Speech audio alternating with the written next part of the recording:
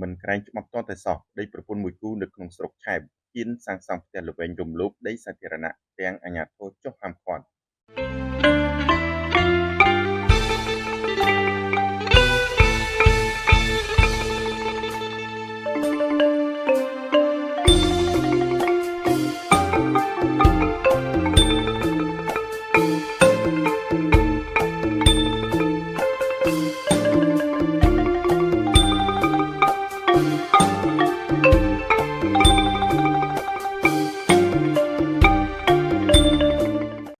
ខេត្តព្រះវិហារ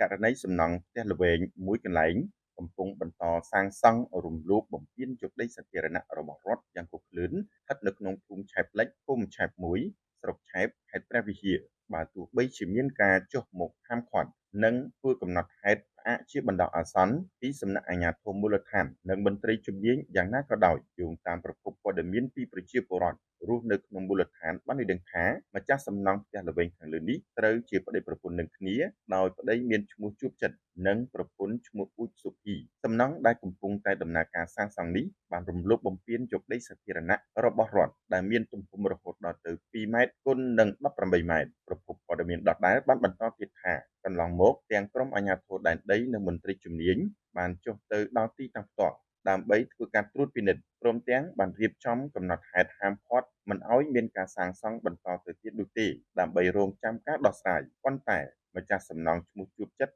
និងឧសុភីមិនបានគោរពទៅតាមការណែនាំឬការក្រែងរឯងច្បាប់ទម្លាប់នោះឡើយពលគឺនៅតែមានអ្នកបន្តសកម្មភាពសាងសង់យ៉ាងរំភើយដែលទង្វើនេះកំពុងតែរងការរិះគន់យ៉ាងខ្លាំងពីសំណាក់មហាជនទាក់ទងទៅនឹងករណីនេះបើផ្អែកទៅតាមទស្សនវិជ្ជាច្បាប់យោងតាមច្បាប់ភូមិបាលឆ្នាំ2001នៃព្រះរាជាណាចក្រកម្ពុជាត្រង់មាត្រា15និងមាត្រា43បានចែងយ៉ាងច្បាស់ថាដីសាធារណៈរបស់រដ្ឋមិនអាចក្លាយជាកម្មវត្ថុនៃកម្មសិទ្ធិឯកជន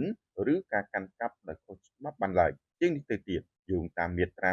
259នៃច្បាប់ភូមិបាលដដែលបានកំណត់ទោសបញ្ញត្តិយ៉ាងធ្ងន់ធ្ងរផងដែរដោយអ្នករំលោភកាន់កាប់ដីសាធារណៈរបស់រដ្ឋត្រូវប្រឈមនឹងការផ្ដន្ទាទោសពិន័យជាប្រាក់ចាប់ពី5លានរៀលដល់50លានរៀលឬផ្ដន្ទាទោសដាក់ពន្ធនាគារពី1ឆ្នាំដល់5ឆ្នាំព្រមទាំងត្រូវបង្គាប់ឲ្យរំសាយសំណង់ខុសច្បាប់នោះចេញដោយរាល់ការចំណាយជាបន្ទុករបស់ម្ចាស់សំណង់ផ្ទាល់បច្ចុប្បន្នប្រជាពលរដ្ឋនៅក្នុងស្រុកឆែបកំពុងតែសម្ដែងការមិនពេញចិត្តជាខ្លាំងចំពោះទង្វើមិនក្រែងញញើតច្បាប់របស់ប្តីប្រពន្ធមួយគូនេះនិងបានអំពាវនាវយ៉ាងទទូចដល់ថ្នាក់ដឹកនាំខេត្តព្រះវិហារពិសេសមន្ទីររៀបចំដែនដីនគររូបនីយកម្មសំណង់និងសុរិយោដីខេត្តមេតាមានវិធានការច្បាប់និងវិធានការរដ្ឋបាលឲ្យបានម៉ឺងម៉ាត់បំផុតដើម្បីចុះរុះរើសំណង់ខុសច្បាប់នេះនិងទាមទារយកដីសាធារណៈរបស់រដ្ឋមកគ្រប់គ្រងវិញដើម្បីកុំឲ្យកើតមានគំរូមិនល្អបែបនេះបន្តទៀត